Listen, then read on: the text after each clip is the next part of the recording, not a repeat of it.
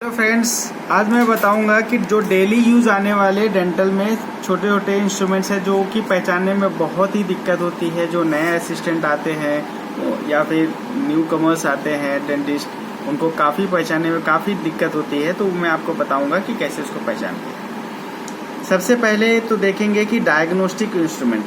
Diagnostic मतलब पहले जब पेशेंट आता है तो उसको चेक करने के लिए कौन से इंस्ट्रूमेंट यूज होते हैं, डायग्नोस्टिक इंस्ट्रूमेंट्स। ठीक है, तो इसमें मोस्टली 4 चीज़ें आती हैं। सबसे पहले होता है माउथ मिरर। ये मुंह के अंदर डालते हैं और इसके अंदर मिरर है, इसके लिए इसका नाम है माउथ मिरर। आप इसको देख सकते हो कि इसके अंदर मिरर है।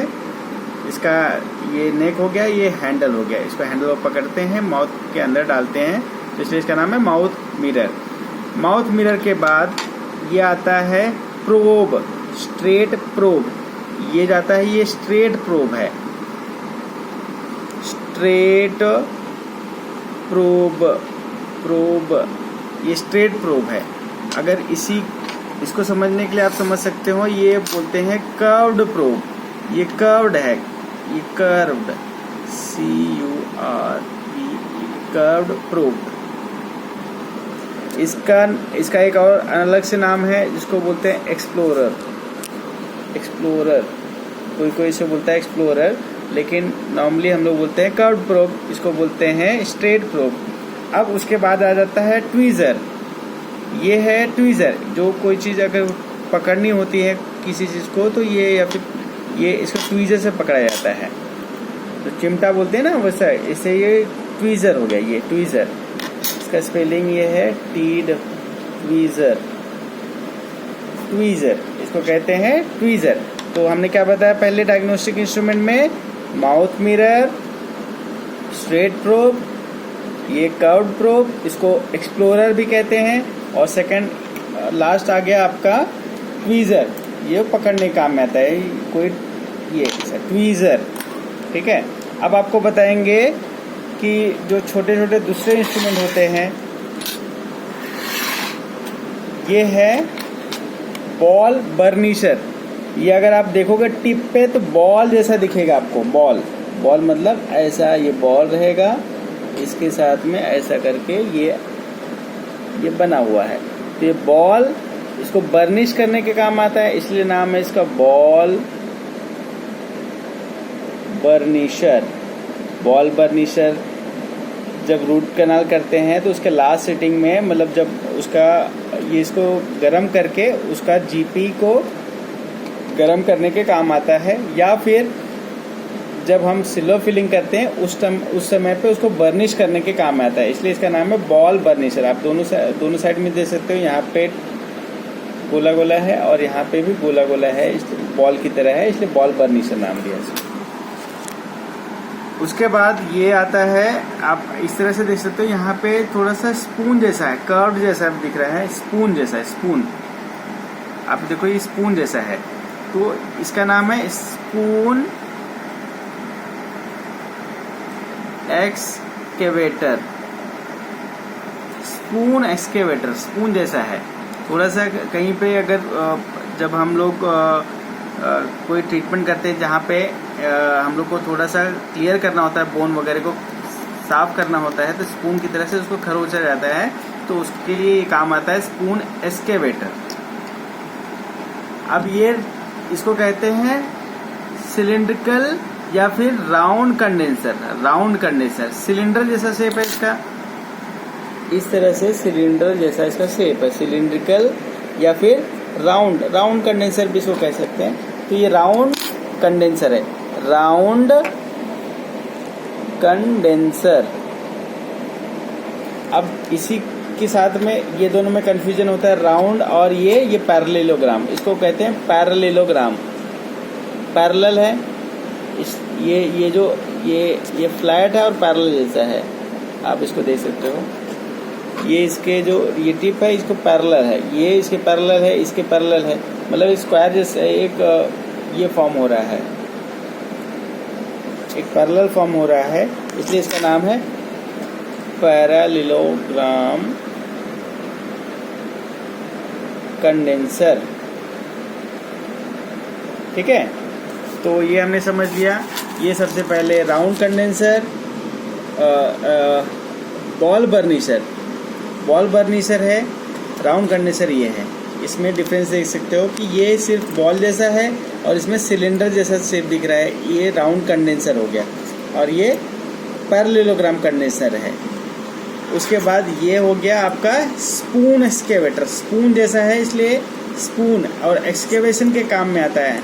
तो उसको क्लीन करने के, कभी कैविटी के अंदर से भी थोड़ा सा सॉफ्ट जो कैविटी होती है उसको भी निकालने के काम में आता है। तो ये स्पून एक्सकेवेटर। अब आपको बताएंगे कि इसमें थोड़ा सा और ज़्यादा कन्फ्यूजन होता है, वो है ये प्रोस्तो वर्क में काम आता है हमेशा। तो ये लोगों को पता नहीं होता है, इसको कहते हैं लैक्रोन्स कार्वर। लैक्रोन्स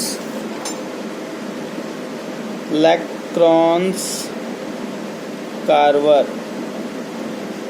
जो वैक्स वगैरह है उसको कट करने के काम में आता है या फिर उसको शेप देने के काम में आता है। ये लैक्रोन्स कार्वर है। ये जब सीडी वगैरह बनाते हैं या फिर वैक्स का काम करते हैं उसमें काम आता है। अब ये है वैक्स स्पैचुला। जब वैक्स को गर्म करना है या फिर उसको शेप देना है तो उसको कहते हैं वैक्स स्पैचुला। ये है वैक्स स्पैचुला और ये है लैक्रोन्स कार्वर। अच्छा, एक कन्फ्यूजन इसमें ज़्यादा होता है वैक्स स्पैचुला से इसका, आप देख सकते हो सेम टू सेम है, लेकिन ये जो है इसको कहते हैं पेरिओस्टियल एलिवेटर।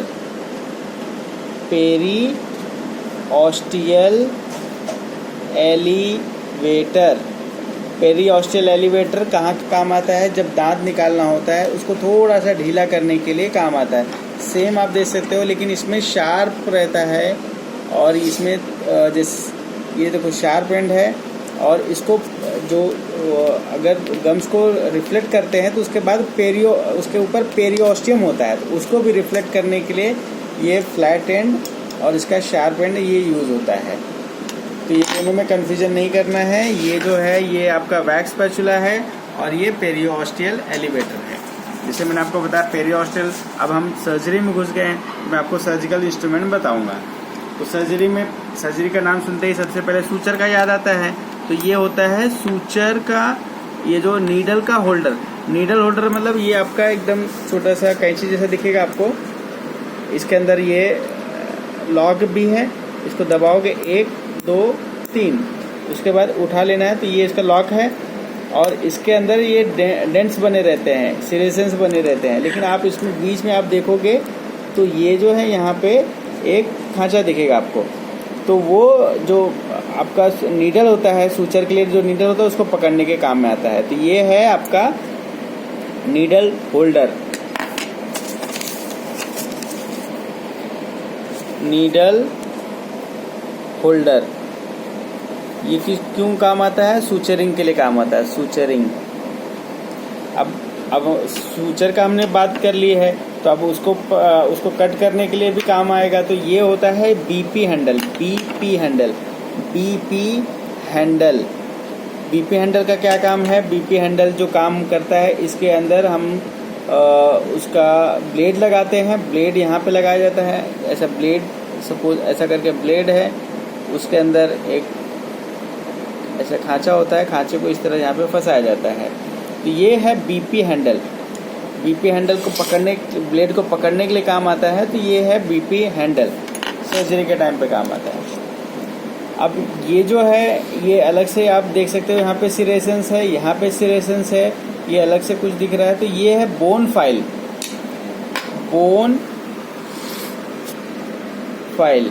कहीं कहीं पे हड्डी अगर बढ़ी रहती है तो उस हड्डी को घिसने के काम में आता है। अगर सपोज यहाँ पे हड्डी बढ़ी तो उसको सर्जरी करने के बाद, उसका फ्लैप रिफ्लेक्ट करने के बाद उसको हड्डी को थोड़ा घिस देते हैं ताकि वो स्मूथ हो जाए।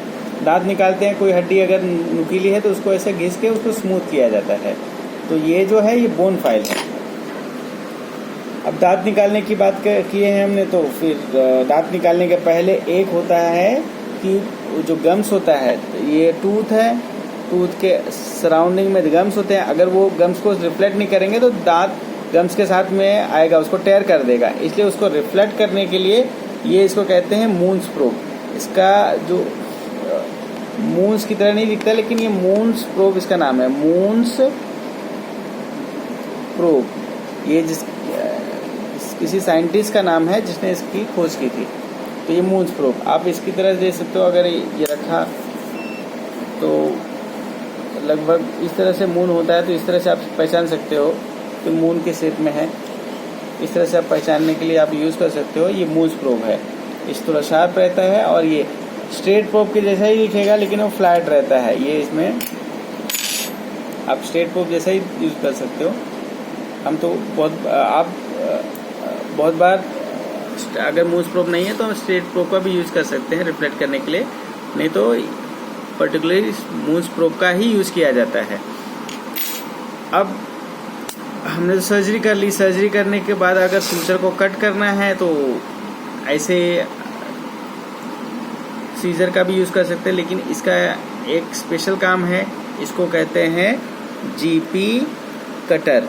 मतलब जीपी गट्टा पर्चा जो पॉइंट होता है उसको कट करने के काम आता है, लेकिन हम सूचर्स भी इससे कट कर सकते हैं। सूचर कटर के लिए भी काम कर सकते हैं। अगर कहीं पे टाका दिया हुआ है, सूचर दिया हुआ है, उसको कट करने के लिए भी ये काम आता है। तो ये है जीपी कटर। असल में जीपी कट करने के काम में आता है, तो ये है जीपी कटर। तो ये सारे हो गए आपको बताने के लिए छोटे छोटे इंस्ट्रूमेंट जो कि डेली यूज़ में आते हैं। तो थैंक यू गाइस।